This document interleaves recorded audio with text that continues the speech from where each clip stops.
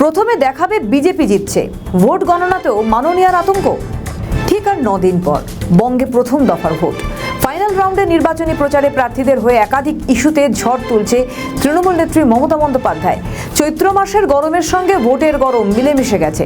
একদিকে মমতা বন্দ্যোপাধ্যায় নিজের উন্নয়নের খতিয়ান জনসাধারণের কাছে তুলে ধরছেন, অন্যদিকে তিনি কিন্তু যথেষ্টই আতঙ্কিত। কেন বললাম বলুন তো?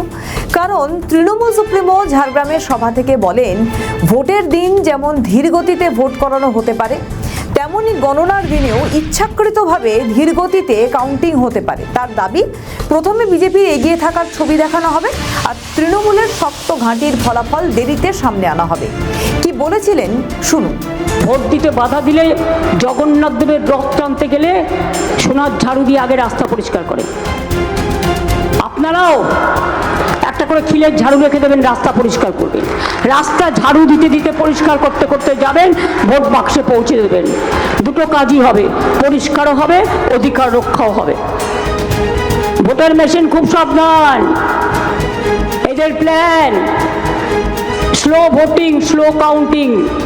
প্রথমে দেখাবে বিজেপি জিতছে, বুঝতেই পারছেন আমাদের কাদের সাথে লড়াই করতে হচ্ছে। অনেককে গ্রেপ্তার করার চেষ্টা করতে হবে। টেক কেয়ার, বুদ্ধি খরচ করে কাজ করুন।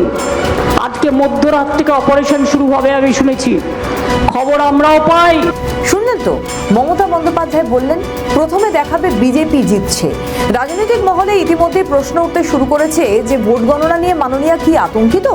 তিনি কি 2021 সালের মতো ভয় পাচ্ছেন ভোট কাউন্টিংয়ে? তার জেতার খবর সামনে আসার পর পরবর্তীতে শুভেন্দু অধিকারী নন্দীগ্রামে জিতে যান।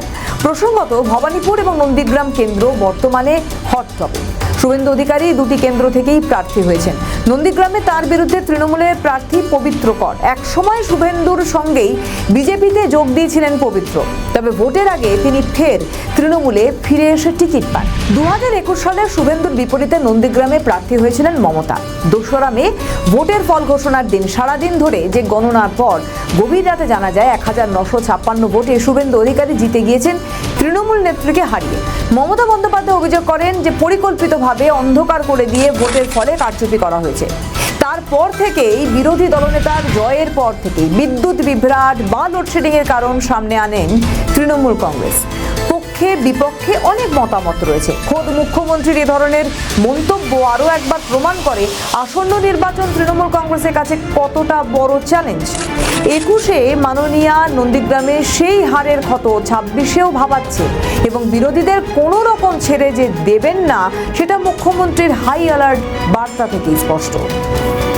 আমাদের ভিডিও ভালো লাগলে লাইক ও শেয়ার করুন, কমেন্ট সেকশনে আপনাদের মতামত জানান। আরও ভিডিও পেতে আমাদের চ্যানেলটিকে সাবস্ক্রাইব করুন এবং প্রতি মুহূর্তে খবরের আপডেট পেতে প্রেস করুন বেল আইকন।